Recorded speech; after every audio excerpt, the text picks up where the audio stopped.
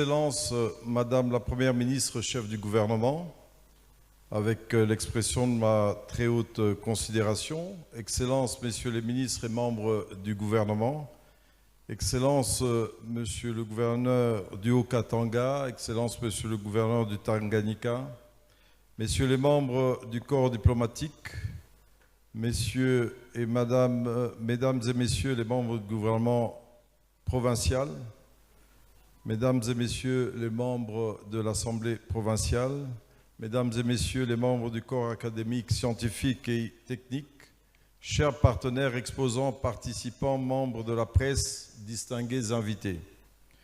Permettez-moi en ce moment solennel de prendre la parole au nom du comité d'organisation de la 9e édition d'Expo Béton RDC pour vous exprimer toute notre gratitude, dresser un bilan succinct de ces travaux et vous donner un condensé des recommandations de nos assises à la lumière des échanges lors des panels qui ont rythmé ces 3 journées de conférences intenses. Je voudrais d'abord remercier le président de la République, son Excellence Félix Antoine Tshisekedi Tshilombo, pour son implication personnelle, sa présence, sa participation et sa vision stratégique en matière d'infrastructure, d'aménagement du territoire et d'intégration régionale. Sa présence et ses orientations claires lors de la cérémonie d'ouverture ont permis de cheminer vers des objectifs ciblés au regard des ambitions de notre pays. Mes remerciements s'adressent également à l'honorable président du Sénat, Sama Lukonde Jean-Michel, à son Excellence Madame la Première ministre Judith Suminwa Tuluka et aux honorables députés, à tous les membres du gouvernement, aux gouverneurs et autorités locales pour leur mobilisation constante. Un remerciement spécial va au gouverneur du Haut-Katanga, Jacques Kiaboula Katoué, et à l'honorable Michel Kaboué, président de l'Assemblée provinciale du Haut-Katanga, qui nous ont offert l'hospitalité de nous recevoir dans ces merveilleux cadres de l'Assemblée provinciale du Haut-Katanga et le soutien logistique apporté. Je salue chaleureusement nos partenaires internationaux, les professionnels du secteur, les exposants, les ingénieurs, les chercheurs, les professeurs, les étudiants, les architectes et tous ceux qui ont contribué à la réussite de cet événement. Je ne peux manquer de remercier nos sponsors et tous nos partenaires qui font que chaque fois cet événement soit un rendez-vous réussi.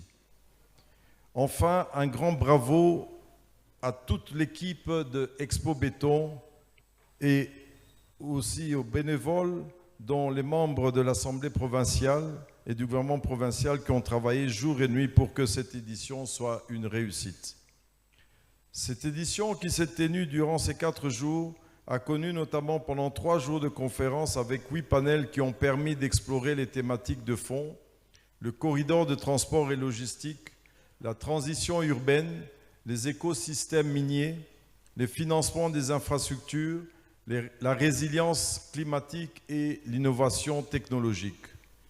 Un engouement de la population caractérisé par la prise d'assaut de ces lieux et la participation des intervenants, experts, autorités politiques centrales, locales, venus de divers horizons et de plus de 11 pays partenaires, des centaines d'exposants du public et du privé sont la preuve que les réflexions sur le devenir de notre pays sont au cœur des préoccupations de tous.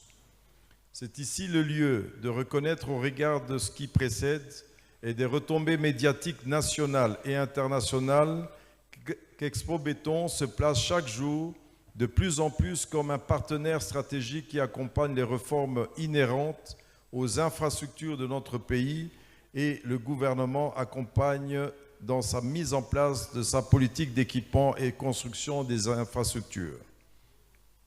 La pertinence du thème général, Corridor Sud de la RDC SADC, projet à développer et opportunités d'affaires, a permis de mettre en lumière des projets structurants comme le corridor de Lobito, le corridor Katanga-Banana, le corridor intégré Kipushi-Mwanda et la nécessité d'un réseau ferroviaire unificateur à l'échelle nationale. Nous avons aussi entendu des appels urgents sur la nécessité de reformer notre urbanisme, de protéger nos réserves foncières, de construire des villes durables et d'ancrer toutes nos actions dans une vision d'ensemble cohérente et intégrée.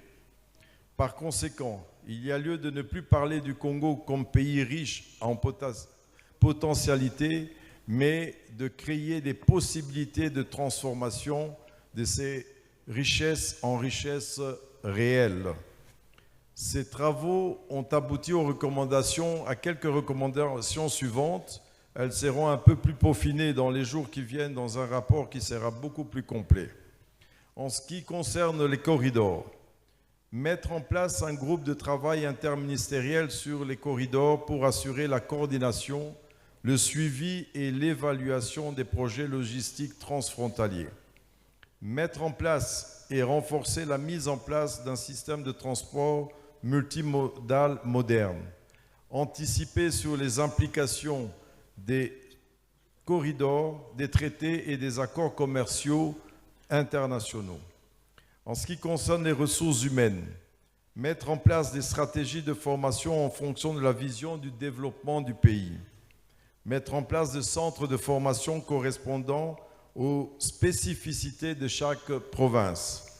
Organiser la certification de formation des corps de métier suivant les standards internationaux. En ce qui concerne le PME et PMI, accélérer et mettre en place des facilités de création des PME-PMI, procéder à la reconquête industrielle de notre pays par les nationaux. En ce qui concerne l'occupation des terres, accélérer les réformes foncières, notamment par la cartographie foncière qui spécifie l'affectation et la destination des terrains, autrement dit, un bon aménagement du territoire. Restructurer l'administration foncière, de l'urbanisme et habitat, du niveau central aux administrations décentralisées. Mettre en place une coopération avec des bureaux d'études privés pour l'accompagnement des décideurs qui tiendront compte de ces réformes de l'urbanisme et de l'habitat. En ce qui concerne les infrastructures, mettre en place une réglementation pour le secteur de la construction, financer des zones d'habitat planifiées, la mise en place des zones économiques et spéciales, créer un fonds national d'appui à la recherche et à l'innovation dans les BTP afin de favoriser l'émergence de solutions locales durables, renforcer le partenariat public-privé pour accélérer les investissements dans les infrastructures stratégiques, situer le secteur de la construction comme une priorité de l'économie congolaise. En ce qui concerne l'agriculture, mettre en place la réforme du sol sur le sous-sol par la mise en place d'une agro-industrie, donner une place permanente à Expo Béton dans le calendrier officiel et l'intégrer comme outil de diplomatie économique et d'aménagement du territoire.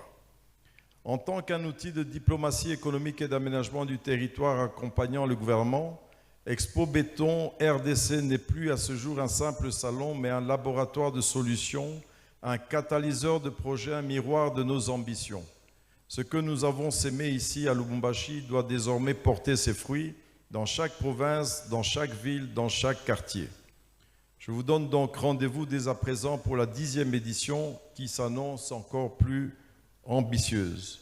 Que vive Expo Béton RDC, que vive la République démocratique du Congo. Je vous remercie.